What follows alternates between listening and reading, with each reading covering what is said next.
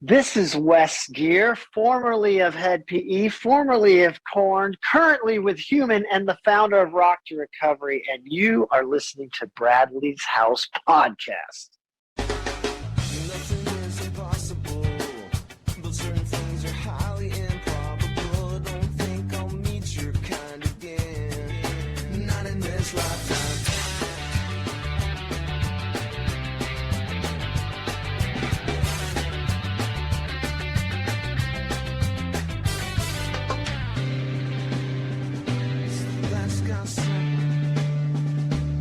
Hey guys, welcome back. Come on in and make yourself at home, as you should when you're a guest in Bradley's house. I am your co-host, Jarett Orr. She is the executive director of the Knoll Family Foundation, and our host, Ms. Kellie Knoll. Kellie, how you doing today?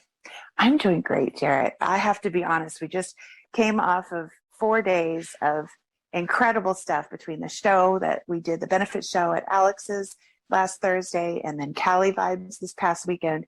It was incredible. And I feel these conflicting things. I have like this high of just being around all these people and getting to meet all these people and talk to people that I knew from social media but had never seen face to face. And yet at the same time, every muscle and bone in my body is screaming obscenities at me.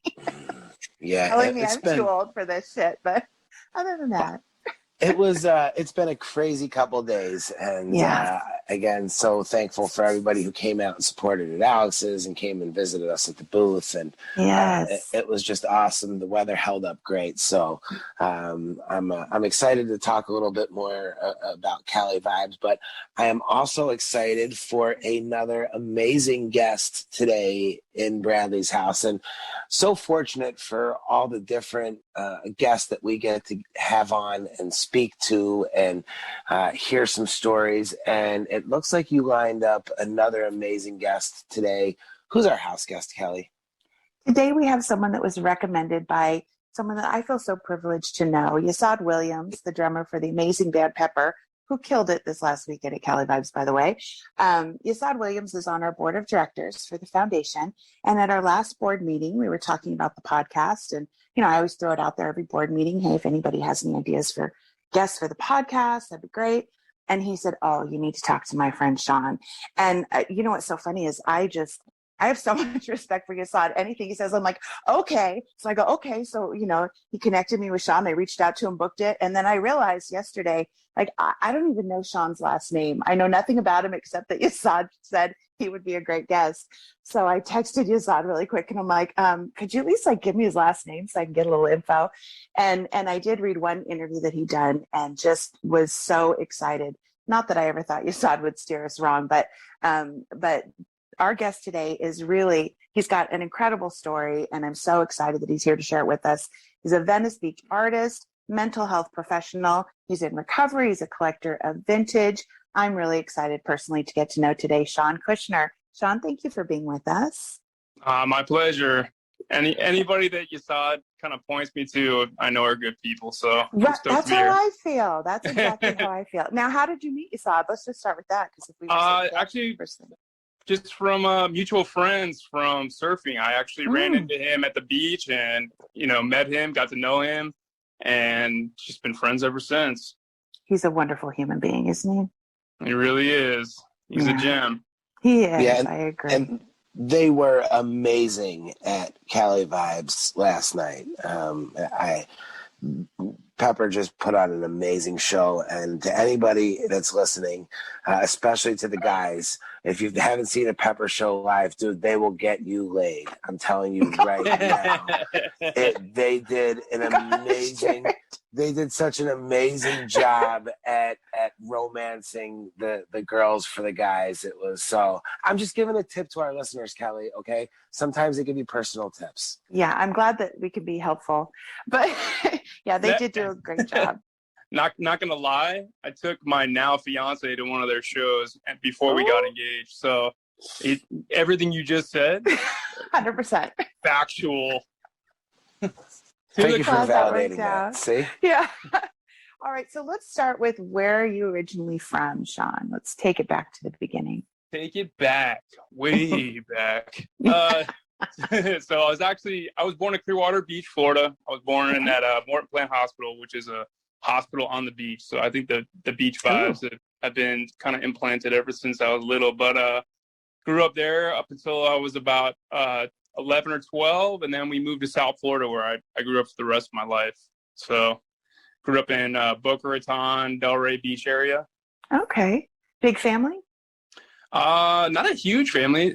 I got 2 brothers and a sister, and my parents, which, you know, we were the only ones down in South Florida for the most part. So it was just pretty much us. Got, you know, extended family, but they're all. Yeah. Nice, peaceful, idyllic childhood. Pretty wild childhood, to be honest.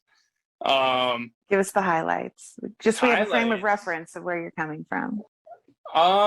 You know, not to like divulge too much about, you know, anybody in particular's history on a public platform, but sure. You know, I grew up in a household where, you know, there was a lot of you know, addiction issues, but a lot of love too. So sure. You know, there was a lot of chaos and, you know, breeding grounds for a lot of different things that led me to where I went. But for the most part, there was a lot of love in my household. So that's, you know, awesome. Amidst the chaos, there was a lot of love. Sure. You know, we can't always help the chaos, but it's nice to have the love as a solid foundation, huh? Yeah. And it's funny because it's like, you know, when you're growing up and you know, you're always like, oh, it's my parents' fault for this or that, or, you know, whatever. But the reality was, it's like, you know, I'm so blessed to have the parents that I do. And I see that, you know, I'm 40 now. So I look back and like my parents were early 20s with 4 kids. And, you know, they did a fucking epic job with, you know, considering all the different things that they were trying to put together and figure out and do, like with, you know, raising 4 kids and doing what they did so young. Cause like I look at, you know, I'm 40 now and, you know, I just found out I have my first child on the way. And it's congratulations. Thank you. And it's trippy because at 40, I'm like, how did they do it? I've got 2 dogs. And I'm like, you went to that Pepper concert. That's what happened. Yeah. Exactly. Yeah. It definitely changes your perspective as you get older. You realize, you know, things are not as easy as they seem like they should be when you're younger. Exactly. Yeah. So you're very vocal about your recovery. And of course, we here at Bradley's House really appreciate that. One of my big goals personally with this podcast, not only to help raise awareness about the foundation and Bradley's House, but also to help destigmatize addiction, because I do believe that it's just, you know, part of being human. It's just, you know, we all struggle with things. And for some people, they struggle with addiction and it shouldn't be any better or worse than anybody else. And so thank you for being willing to be so open. Can you tell us how you first got into drugs and how did you fall down that hole? So for me, it was, you know, it started off, you know, 8th grade where you go to the fair with your friends and you drink for the first time. And, you know, I was like honor student and, you know, I went public school system honor student. So it's like, you know, I don't really know compared to like some of the other stuff I've seen over the years, like not the best school system, but I did, you know, I was in the honors program and all that kind of stuff. And, you know, I drank for the first time and then I really enjoyed it. And all those uncomfortable feelings of, you know, growing up and feeling like I didn't fit in, feeling like, you know, I didn't have the playbook for life or just different things that I think that, you know, addicts or just kids in general, you know, sometimes people grow up and they don't really feel like they have the playbook for life or they feel like they don't fit in, they're insecure. And I was all those things. I was insecure. I was, you know, unsure because I was, you know, I moved schools a lot. I was picked on as like a young kid and I had to change schools a few times. So there was like just different things that kind of made my self-esteem and everything else a breeding ground for looking for something to get out of myself, to feel different, to feel, you know, because I just like the anxiety and everything that was kind of mixed in. And I think actually, you know, I'll take it back even further. Like 6th grade, I was put on Ritalin and Prozac because I was, you know, I had issues with school and, you know, I was disruptive and I was just, there was a lot of, you know, unease inside of me as a person. For and sure. I didn't really know how to channel that. So, you know, I acted out in school and stuff like that. And they put me on like Ritalin and Prozac, and that made me kind of crazy. And then I got put on some other prescriptions, and that segued into kind of knowing that like different chemicals can make you feel different ways. And it went on, you know, 8th grade, I started drinking, and then 9th grade honors student, and got introduced. I broke my ankle because I skateboard and did a bunch of, you know, aggressive sports. I still skate, surf, and all that kind of stuff. But I broke my ankle and got introduced to pain pills. And then it kind of went from there where next thing you know, I'm, you know, smoking weed, taking pills, taking acid, taking all the stuff that you try, and just having a really good time. And by 10th grade of high school, I was put in, you know, like remedial courses. By junior year of high school, they were putting me in the classes to keep me from dropping out of high school. And by senior year, you know, it was a wrap. I didn't even go to school my second semester of high school for my senior year. Didn't walk with my class. And, you know. What a change from honors student. Yeah. So it kind of just started off like that. It was like, you know, it started off as a good time. And then when the good times turn into, you know, the shame and remorse and the guilt that come with, you know, different things that come from your using, then you have to, like, I feel like me personally, I just had to cover it up with doing more and then more and then more. And then I felt like I couldn't get out. And I was constantly, it was just like whack-a-mole. It was like I you know, take care of one issue and another one would pop up. And the only thing I knew how to, you know, feel okay was to use. And a lot of people, I don't think, realize that, you know, addiction is, it's like we're not trying to like hurt the world. We're not trying to hurt ourselves. We're sick. And a lot of people are like, why don't you just stop? It's like, because I can't, you know, and people don't get that. So it just, you know, it escalated very quickly, and it just kind of started off as a good time. And then it was more just to kind of, you know, get me through the day without wanting, you know, because I had suicidal ideologies that started young. And it was just like trying to find any chemical to make me just feel like I could get through the day, you know? Right. So that's how it started off. How did your family respond to all that? I mean, my family, they all had a rough time. You know, I was like, everybody in my household was, we all had our issues. So there was, you know, it was a sense of under the radar for a long time because everybody was kind of partying in my household.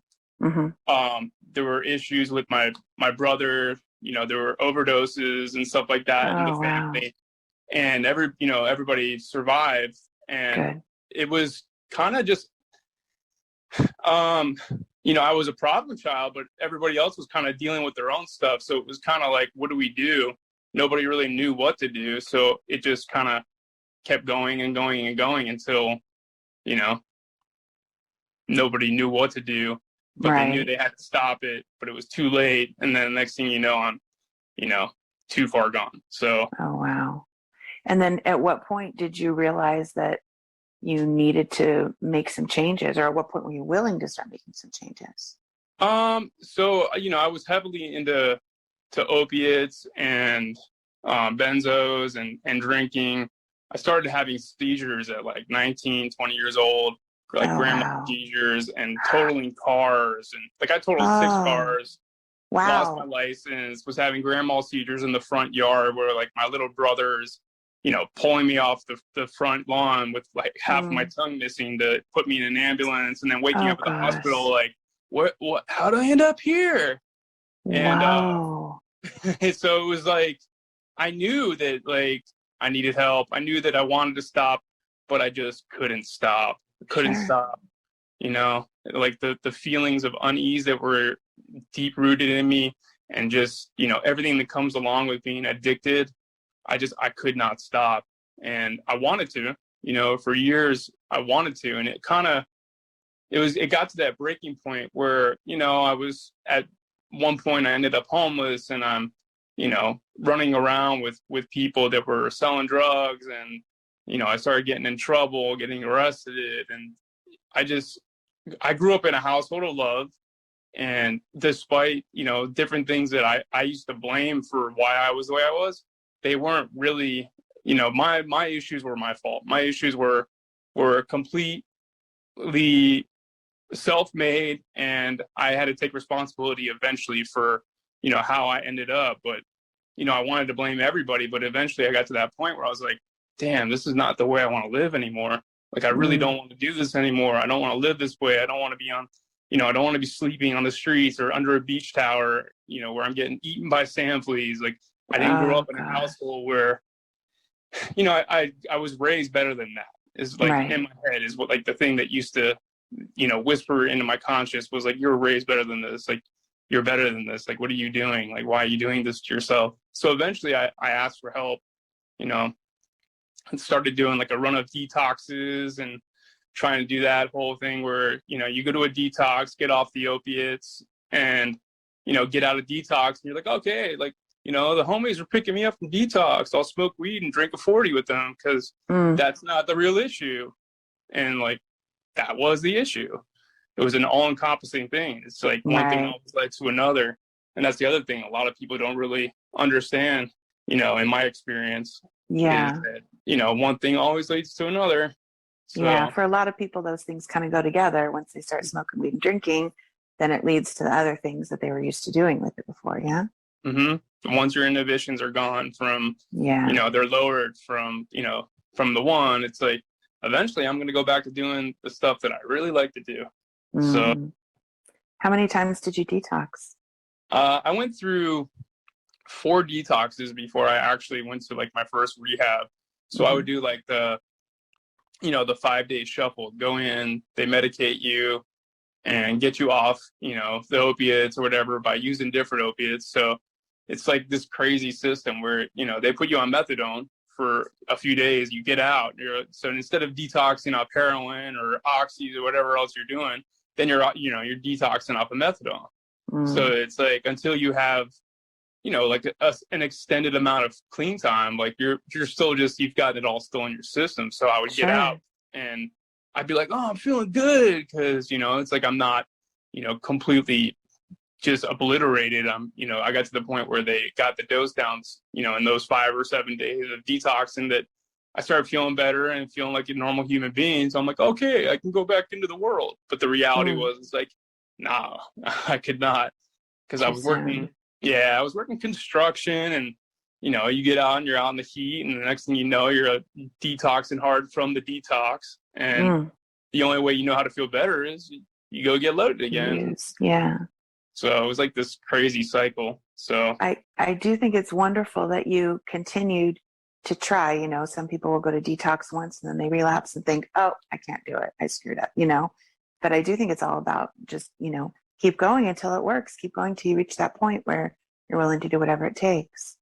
Yeah, and you know what's funny is there's a lot of people I see that, you know, they would give up, and I couldn't even tell you why, like what was inside of me that was different from like the next person, where there was something inside me that was always like, you've got to stop this. You've got to stop this. You're going to die. Like there was a voice in my head that I think some people just don't have.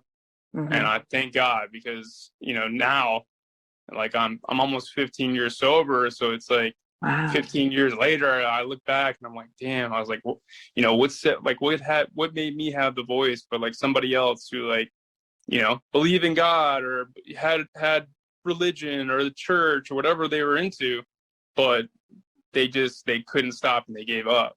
You know, it's trippy. I don't know what that's about. I feel like there's different paths for everybody, and it's all about finding what will work for you at the right time, at the right moment of desperation, or whatever it is, you know. But as long as it works, and that's why I always encourage people, you know, it doesn't matter if whatever you've done hasn't worked 20 times, try something else, try something the 21st time. That might be what saves your life. Exactly.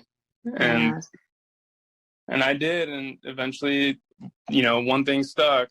And the people, it's funny because it's always, I had some really good people around me. And, you know, some people, you know, like they say God, or some people say the universal spirit. Some people say, you know, nature, whatever you want to call it. But I feel like the universe protected me and put the right people in my life. And the window of opportunity came, and I had the right people to guide me. And you know, and I'm very fortunate because I saw a lot of people that did not and they didn't make it. So yeah, that's powerful.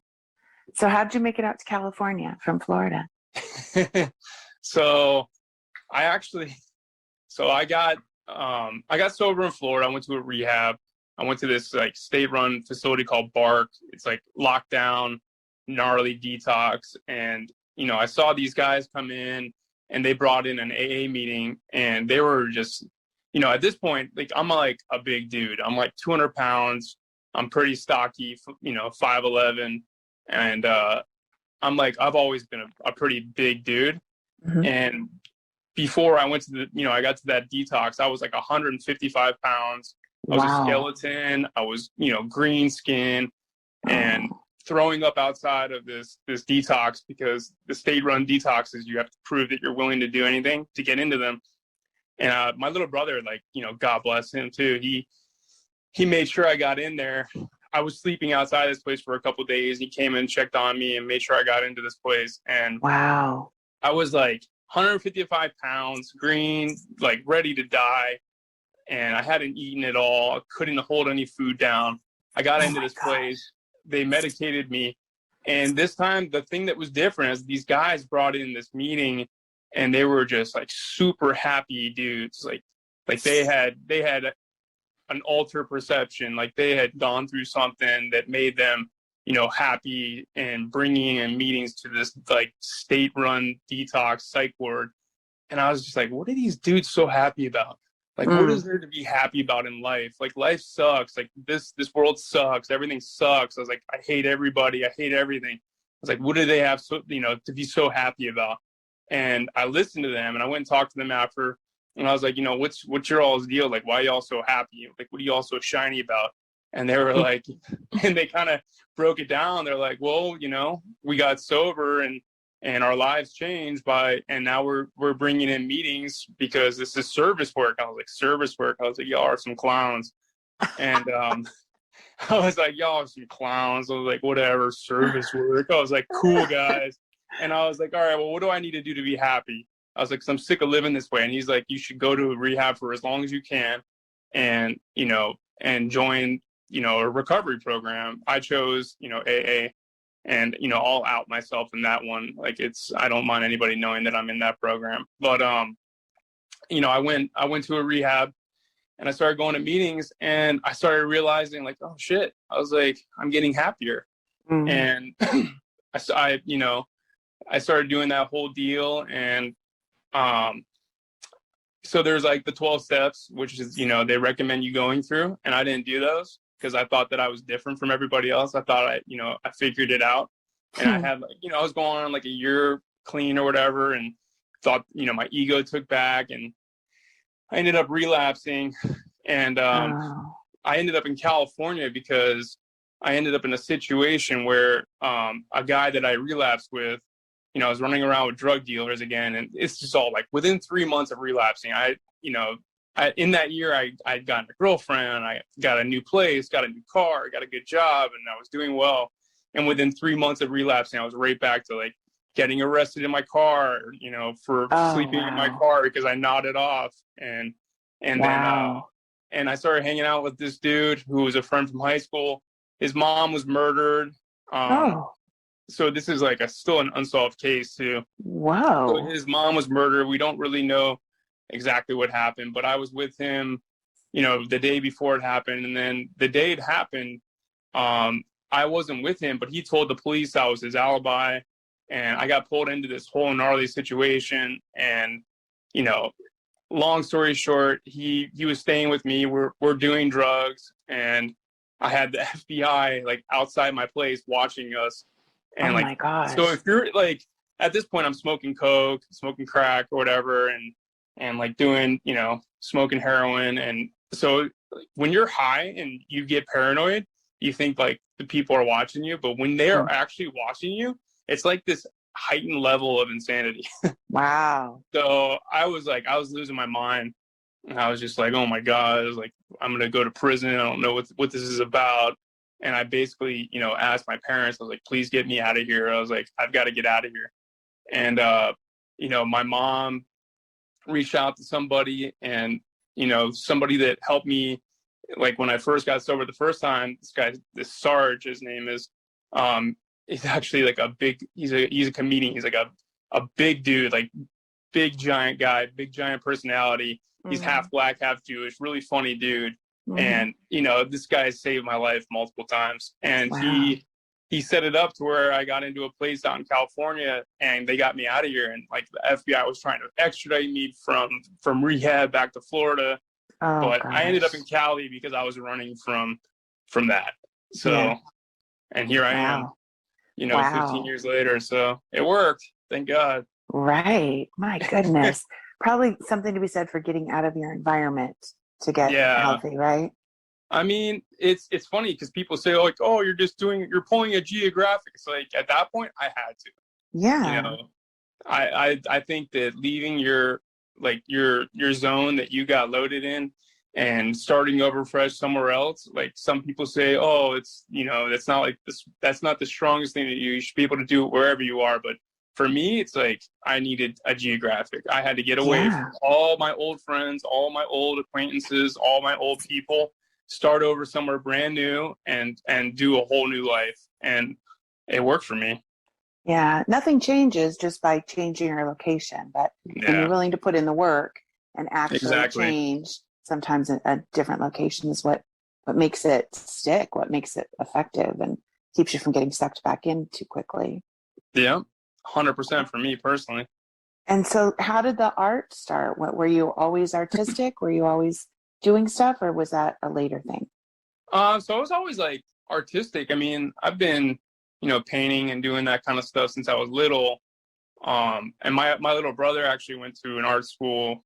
He was, you know, super, super talented, totally different artistic styles from me. He could literally like copy a picture of something and, you know, and put it into a drawing or a painting. Wow. He's in totally different style. Incredible. I always like looked up to him as an artist, like growing up, and I just never really had like that skill set. I always just kind of made weird stuff. And so I never really kind of went down like the whole artist road until basically, you know, doing graffiti and stuff growing up, and kind of took a break from all that when I got sober this time, and kind of was just like, all right, I don't really know how to paint or do anything creative or in that creative space with, you know, without doing drugs. Like I didn't know how to draw or paint or do anything without being high. Like I felt like I couldn't do it.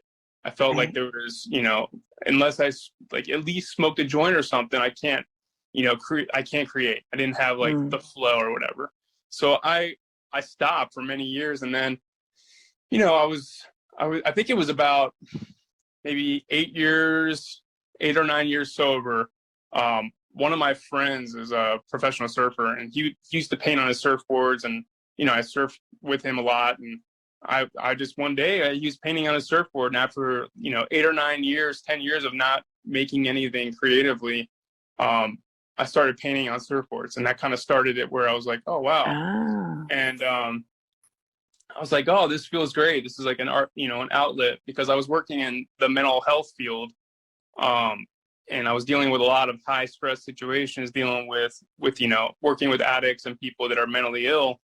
There was like no real outlet. So you know, I go surf or skate or work out, but like there was no like release for me mentally, in a sense of, you know, that I was missing. There was something missing. So, and I kind of just, one day I was painting on my surfboards. Next thing I know, I'm, you know, painting on a canvas, and I found that outlet I'd had when I was younger, that like, you know, where you kind of escape. Like my first real addiction was like escapism, you know, you know, fantasizing, escaping through, you know, doodling or whatever, reading comic books, kind of stuff like that.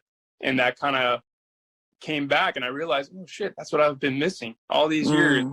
Kind of started, you know, painting again, and then just kind of went full force with it. And, you know, I've been doing the two. I work in the mental health field still, and I also been kind of just going full speed ahead with the art stuff and kind of balancing them together. And it's given me a lot of, you know, balance with like happiness mixed with the two things, because, you know, working just in mental health, it's like, it can be really draining. Sure. you get your positive stuff where you get to help somebody and see them, the light turn on in their mind and in their eyes, and you see them get their life together and you see them succeed. And, and then you have the other types that don't want it. They don't want the help, and they want to make your life miserable because they feel you're trying to force them to change or get better. So it's like their game is to make you as miserable as possible for trying to help them. So wow, that's intense. So the balance of the two things, it's been super fun. It's like it works for me personally. Yeah, so important to have some sort of an outlet. I know for some people it can be creating art or music or exercise or whatever, pets or something, but just something that you can focus on to get you outside of yourself and out of your head for a bit. 1000%. Yeah. And so your Instagram bio says you are a collector of vintage. Tell us about that. What kind of vintage things do you collect? I mean, I love everything vintage for the most part. Vintage T-shirts. I like collecting. One of my big things is old school pharmaceutical rep stuff because as like a Ritalin kid and stuff like that. Just the promo shit they used to give out. Oh yeah. I've got some just weird stuff, just weird trinkets and stuff from back in the day that they would give out at offices to like try to promote their drugs, give it out to different psychiatrists or whatever, like, just the weird shit they would give to promote whatever pharmaceutical drug they were trying to press on the masses at the time. So I've got like a crazy collection of just like Prozac, Ritalin, Viagra stuff, just weird shit like that. Wow. Like advertisements and stuff? Yes. Yeah. Wow. That's cool. What a niche kind of a thing, like so specific. Yeah. So that's cool. How far back? Like, are we talking, I mean, obviously with Ritalin, that kind of thing, can't go too far, but how far back do your interests go with the vintage stuff? All the way back. Like as far back as possible. I love it all. But that's like awesome. The stuff that really kind of, really hits with me is like the controversial stuff, the different controversial meds that, that were introduced to the masses, like Adderall and Ritalin. Yeah, like a wonder drug when they were introduced. Yeah. Yeah, all the stuff that they like put these kids on. They're like, oh, this is going to solve all of their studying issues. But then meanwhile, like, I'm like, personally, I was on Adderall, snorting my Adderall, getting all, high. And I was like, yeah, really helped me with my studies. Let me tell you, no, really helped me like stay awake and drink longer is what it did. Right. It reminds me so much of the opioids that were being pushed, 10, 15 years ago, non-addictive, this is the answer for pain relief and that kind of thing. And then all of a sudden it's like, oops, sorry, I guess we were wrong about that whole addiction thing. Yeah, that show Dopesick. Did you see that? No, I haven't. I've been meaning to. It's such a difficult subject for me because my brother struggled with that. And so sometimes I just get too, it just really, really hits me hard. And so I've had that on my list of things to watch for a while. I've heard it's really powerful. And it's crazy because, your brother's music, I'm 40. So it's like, I grew up listening to that. Yeah. And I remember when he passed away, and there's always been that, knowing that people that you look up to in the different fields, like, musicians, artists, people that you look up to that, they pass from the stuff that you're doing. It always rang true for me. I was just like, I don't want to die, but like, I can't stop. And, watching people you look up to, they, lose their lives from it. It just, it's crazy. It's tough. I remember talking to Brad about what happened with Kurt Cobain and his struggles and stuff. And it's interesting because I've heard from people since then who say, because of what happened to Brad, I got clean or whatever. And I love that. That makes me so happy. It's just, you just never know, if hearing about something is going to be enough for someone to make a change versus, like you said, you hear about it, but you can't stop, you're still stuck in that addiction, and it's not always enough to get you to do what you need to do. Yeah. So you're engaged. Congratulations. Baby Thank on you. the way. When's the baby due? August 23rd. Oh my goodness, getting close. How So, exciting. Do you know yet if it's a boy or a girl? it's a baby girl. Do you have a name picked out? I don't. Kelly is a lovely choice. That's a beautiful choice. I mean, I'm Irish Well, and there you go. Irish, French, and Russian, and she is Native American, and Oh. so we've got like this crazy mix. So we're gonna think of something weird, that's for sure. Kelly's a good. Kelly might not be weird enough, although my parents were kind enough to make it with an IE, so to ensure that I would never have anything with my, personalized as a child. But not that I'm bitter, but all my friends had those like little license plates on the back of their bicycles with their name on it. They never had one with a Kelly with an IE. We just want to make you feel like you're special because you can't get anything at a gas station that has your name on it. Exactly. So when you met Yasad, were you a Pepper fan? Did you know about the music? Were you into that kind of music? I grew up listening to Pepper. I grew up listening to Sublime. I loved their music growing up. And what's funny is when I met him, I had no clue who he was. So it was a trip because, many years, like I grew up listening to them and everything, but I didn't realize who he was when I first met him. And it was like probably a month of talking, going surfing and stuff like that before I realized who it was. Oh my gosh. How was that moment? I mean, when I finally realized, I was like, no way. I'm like, no way. Yeah, he's so unassuming and unpretentious, and he just seems like the coolest person you could ever meet. And then you find out how talented he is, and how well known he is, and it's really a trip. And super humble. Like I had absolutely no idea that I'm like, wait a second. I grew up listening to you, bro, but like, I don't want to like fan out and be like, but I'm like, when I finally found out, I was like, hey, bro, so yeah, man, I like your music, bro. But like deep down, I'm like, I took my girlfriend to see you guys when I was like 19. Oh my gosh, that's awesome. I love that. Yeah. So if people want to check out your art, where can they find that? I mean, my Instagram is probably, I'm not like the best with, I think social media wise, Sean Kush, Instagram is probably the best, or, that's pretty much where I put everything. Right. Sean Kush, SEANKUSH. That's it. All right, cool. So real quick before we let you go, what do you think are some of the keys that have allowed you, or just some things that have been helpful in allowing you to maintain your sobriety and keep moving forward with your recovery?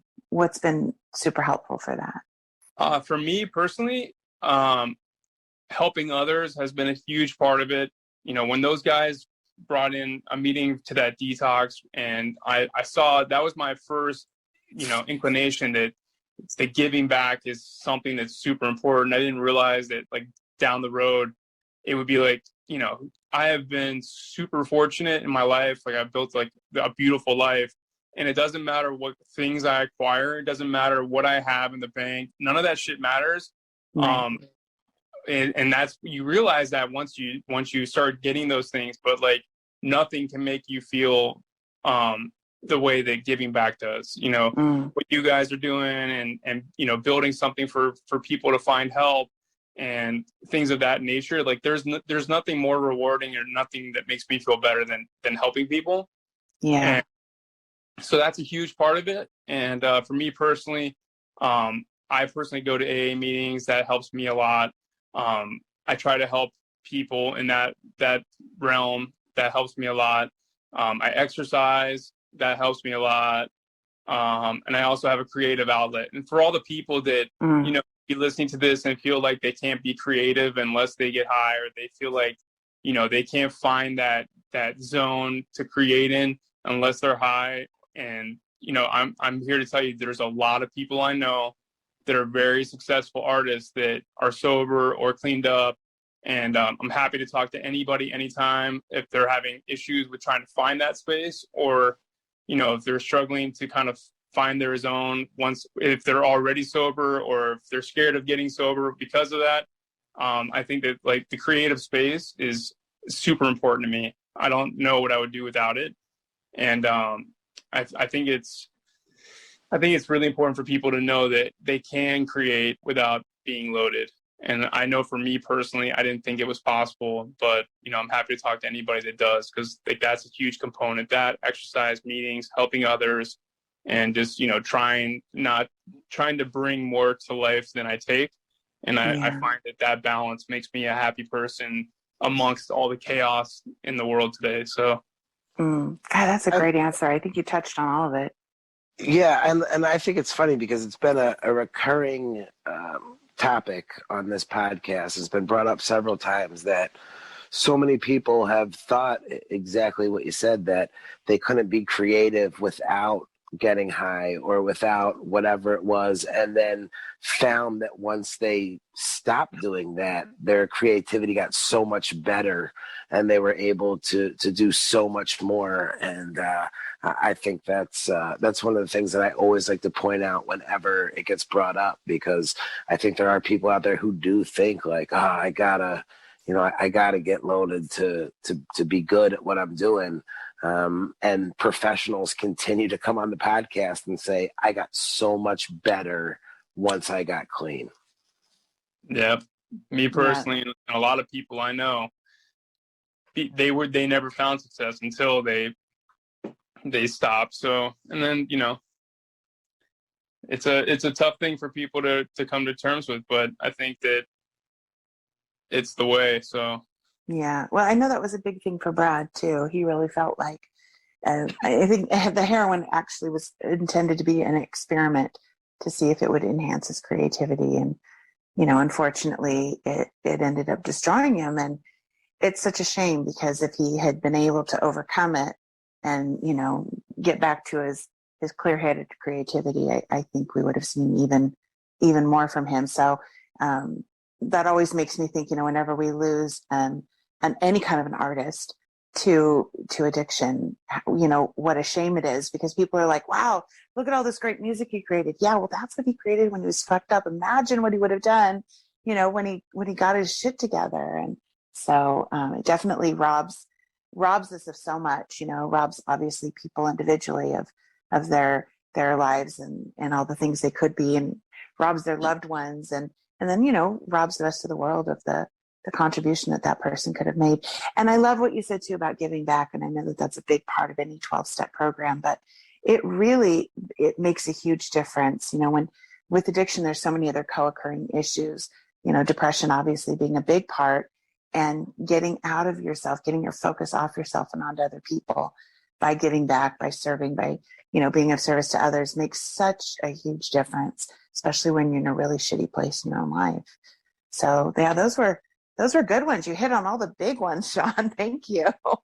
Yeah, I mean, you said it best. Like, for somebody with self-esteem issues, like addicts in general, like me personally, I had like gnarly self-esteem issues. I had low self-esteem. So until I was, doing esteemable acts and building up that, self-esteem, I was going to always feel like shitty about myself, or look in the mirror and I'm like, such a loser. I know what to do. Just continue getting obliterated. But like when you're, when you're doing good things for others and you're trying to help people and you're feeling better about yourself as a direct result, it's like a selfish thing, but it's so funny because it's like one of the most selfish things ever is like constantly helping people and giving back, because it makes you feel better about yourself and makes you become the person that you deep down always wanted to be, to like get where you want to be in life. It's such a weird thing. Yeah. And those esteemable acts don't have to be something huge. It's not like you have to be Mother Teresa. It's just doing something to help one person. And then all of a sudden you go, wow, that was really powerful for that person and means a lot to me. And all of a sudden I don't feel like so much of a piece of shit.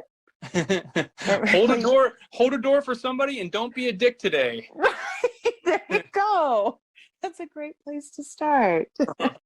That's wonderful. Well, thank you so much. Again, thank you for being so open and transparent with your struggle. Obviously, you've shared it quite a bit and are able to, hit all the high points. And, but we really, do get a sense of the struggle. And there's so many people that struggle with similar things. So anytime we have somebody on the show that's willing to be open and transparent and honest, I just am so grateful for, because I do think that that's how we can begin to break down those walls and help each other, by being honest and open and vulnerable and admitting that we all struggle with something. So thank you for sharing your struggle and your victories with us today, Sean. Thanks for having me. Well, Kelly, once again, you've lined up an amazing guest who just had an awesome, inspirational story. These are really my favorite podcasts, when we kind of hear how people have been able to kind of rise from the ashes, almost like the phoenix. And it's really inspirational when you can hear what somebody's gone through and where they've gotten to now. And it's a real treat. One of the things that I really enjoy about being able to do this podcast. I agree. And so much hope from that, because I know there are a lot of people who listen to the podcast that struggle, and hopefully what they'll take away from this is that there is hope. Definitely. Sean's a great example of that. Absolutely. So thank you, Sean, for coming on and sharing the story with us and all of our listeners. And obviously thank you, Yasad, for hooking us up with him, because that was a very amazing story. So as some of our listeners may know, my voice is a little more raspy than it usually is, if that's at all possible. Right. And that's because we are just coming off of a ridiculous, almost 4 days of just being super busy and amazing music and people. And it all started Thursday right in Long Beach at Alex's. Kelly, how awesome was that event? It was really incredible. It absolutely far exceeded anything I could have hoped for. It was a sellout crowd. Unfortunately, they were turning away people at the door, but so great that we had a sellout crowd. And the music was amazing, and all the performances donated. It just was a phenomenal night. It was so great seeing Raswan. He really, really came out and just blew everybody away. He's looking good. He's sounding great. That was really fun. And then, of course, as you mentioned earlier, Billy wasn't able to make it, but Jacob and Miguel played an incredible acoustic set of Sublime songs that anybody who was there will not soon forget. It was very emotional and very powerful. And then Miguel's band, Perro, did a fantastic set as usual. They are always good for a fantastic set. And then it was so great finally hearing Eric Wilson's new band, Spray Allen, live. And of course, they nailed it as well. And in fact, you had a big surprise when you heard Eric singing, huh? Eric was singing. Yeah. He was up there, and it sounded really good. It did. It sounded fantastic. Yeah, I don't know where that came from all of a sudden, but the guy's flashing some new abilities in this next round here. Yeah, it was just amazing. I'm telling you right now, I don't know if they make him any cooler than Miguel. He's the greatest. Watching him, go up there with Jake, and then seeing Perro Bravo go up and do it was just. What an amazing night from everybody. And Raswan, that was special for me. Raswan is back. He went up there and absolutely killed it. The guy's coming off of hand surgery. He's playing the guitar. It was such an amazing night to have all of those people. And then, of course, all the supporters who bought a ticket and came out and stopped by the merch booth and picked up some merch or just said hello. It's just amazing. That night was just, again, it's something that I will never forget, having all those people under one roof. Jake, wow, seeing him up there and doing those songs and doing them, his own way, but still paying tribute to, it was an amazing night. So it was really special. And it was cool to have it at Alex's too. Anybody who is listening, if you ever get a chance to go to a show at Alex's Bar on Anaheim in Long Beach, you definitely want to go. It's a great venue. The people are awesome, just great staff to work with. And Alex is just an absolute gem. So we were really grateful that he hosted it there and is giving us a great donation from the door for that. So thank you, Alex. Yes, Alex, thank you so much. And yeah, for you guys listening, if you're locals, you probably already know. But for those of you who are planning your trips to Southern California, you're going to be in the Long Beach area, alexsbar.com. check them out, see what kind of shows they have going on. Just a ton of Long Beach music history there. Yes. The Auto Zone right next door. Alex was telling me how that used to be the studio. That was the fake nightclub. Sublime did a lot of things there. Just a legendary spot in Long Beach. And thank you so much to Alex and his staff for hosting and allowing us to have such an amazing night. And we were there pretty late.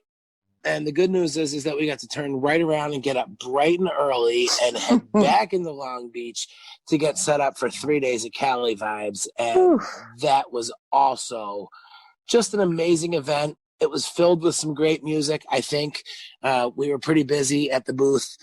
We did get to catch a little music here and there, guys. But for everybody that stopped by the booth and, again, said hello, picked up a shirt or a pair of socks or just shared some positive energy and some good thoughts, it means so much. We can't thank you guys enough. Cali Vibes was just, the weather was good. It was a little windy day one. Got a little nervous that our tent was going to become a projectile. Yes. But other than that, the weather held up great. The music was amazing. The vibes were great. And everybody that stopped out and showed support, it was just, it was overwhelming, actually. I agree. I was really grateful to get a chance to meet so many people that I've talked to over the years. And everyone was just so incredibly supportive. It was wonderful. It was exhausting. I'm not going to lie. It was exhausting. But it definitely was worth it. So thank you to everybody who stopped by the booth. And there's no way that I can forget to thank your partner in crime, Kelly, Brindy Pepper, who just, oh my gosh. She's amazing. I don't know how we would have made it, because not only did she do like all of the real work, but then she put up with all of my shit over the 3 days too. So that's the real work, Jarett. Right. She's a saint for that. So yes, and of course, big thanks to our producer Anna as well, who was at the booth with us. Always a doll. Love spending time with her, and people just love getting a chance to meet her. She's the real force behind the podcast here that nobody ever gets to hear about. So I tell her all the time. There would be I could say all the words that I want, but I would have no idea how to get them out there for everybody to hear them. So exactly. Thank God that we have her. And then you and her conspire to cut out all the good guys. You're missing all my good shit, is what I'm telling you. Kelly and Anna are going in there and they're cutting it out, but maybe someday we'll do like the unrated version, and uncut. I'll get all those clips out to you guys. Don't worry. So, but yeah, Alex's and then Cali Vibes, and it's just been an amazing weekend of music, an amazing weekend of all these firsts, and of course the Knoll Family Foundation, getting out there and spreading the word, and you guys. We're out there at Cali Vibes and we're out at Alex's for the same reason that we're doing this podcast, and that is to spread the word about the Knoll Family Foundation and trying to get Bradley's house up and open. Of course, you can always visit the knollfamilyfoundation.org or go ahead and click the link that will be located in the description of this show. It'll get you to all things Knoll Family Foundation. Find out how you can be a part of helping get Bradley's house open, whether it be your donation or picking up some merch or sharing the podcast or just telling a friend about what we have going on. It all means so much, and it goes a long way, guys. Absolutely. And now we have a special event coming up in about a week and a half. Brad's birthday is going to be on February 22nd. That's the 2/22/22 you've been waiting for, Jarett, right? I told you the other night, I don't want to talk about it too much, just in case. I don't want to jinx it. I have to make it to 2/22/22. So. Well, for the record, Brad's going to be 54. So anybody 28. who's listening, do not come up and ask if I'm his mother. Our mother is a lovely human being. It is not me. I was going to say her age, and then I just realized I better not. But anyway, he is my older brother. He's turning 54 on the 22nd. And to celebrate, our good friends in Burritos are doing a show at Sea Legs on Saturday, February 19th at 1 o'clock. Burritos is going to be there. Long Beach's very own Ham Apple is going to be there. We're also going to have some special guests. It's going to be a great time. It's a free show, but Sea Legs is making a generous donation to the foundation. Burritos is donating their pay from it. So it's going to be a great benefit for the foundation and a great time for everybody to get together. So if you made it out to Cali Vibes, great. Come on down to Bradley's birthday bash on the 19th. If you weren't able to make it, it's a great opportunity to come on out and see you and touch bits. Yeah, absolutely. Got a chance to finally meet. I got to meet so many people from the podcast. Wasn't that fun? Yeah, like all these people that I've spoke to and that we've had on the show and have shared great stories. And then I get to meet them in person. So definitely get out and support Burritos. They do such a good job, and they're constantly we'll be out there. Be out there with our doing merch stuff for table. the foundation. Ooh, yeah. Well, of course you're going to be there. Of course you're going to be there, Kelly. Although we sold out so much merch at Kelly Vibes, I'm not sure what we're going to have left. Well, I thought Brindy was going to be selling hugs, right? That's right. Make a donation, get a hug from Brindy. That's a good deal, guys. What a deal. Absolutely. So, again, amazing weekend for the foundation. Thank you so much to everybody who showed your support. And a special thank you to Sean for coming on and sharing his story with us. Now, as we mentioned in the podcast, Sean became friends with Yasad before he knew that Yasad was actually the drummer in Pepper. And when he found out, he was so shocked because he grew up listening to Pepper and he was a Pepper fan. And I think you all know, if you listened earlier in the show, what happens when you go to a Pepper concert. So Sean's baby is on the way. But we always like to end the podcast with a song. So obviously it was fitting to let Sean pick his favorite Pepper song. Kelly, what's everyone going to hear today as we're going out? We're going to hear No Control by Pepper. Absolutely. Guys, thank you so much for joining us. Please make sure you're following all the social medias, the Knoll Family Foundation. Until next time, I'm Jarett Orr. She's Kelly Knoll. We are out of time. You don't have to go home, but it's time to leave Bradley's house.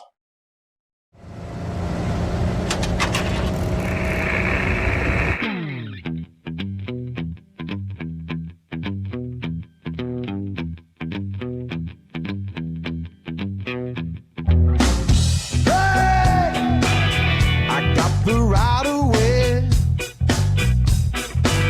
That's all you got to say. I've been thinking about some things I thought I'd never be thinking. Too many drugs dropped into my mouth, looking for something new, but I end up drinking. Ignore the warnings on the shore, I'll take my chance, swim into danger. I wanna taste life more and more, but you need a little risk for the perfect mixture. This is gestation under no control. Broadcasting for you to let go.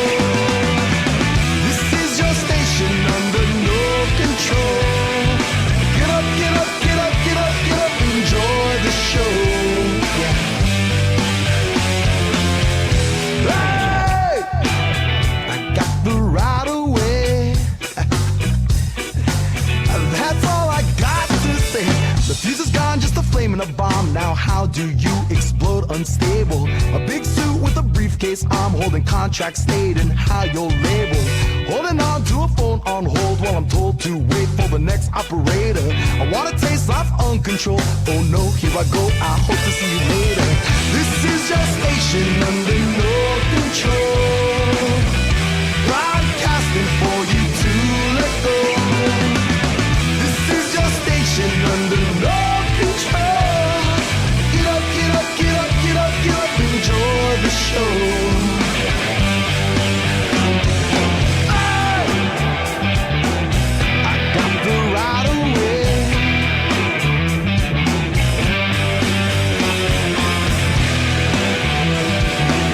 That's all you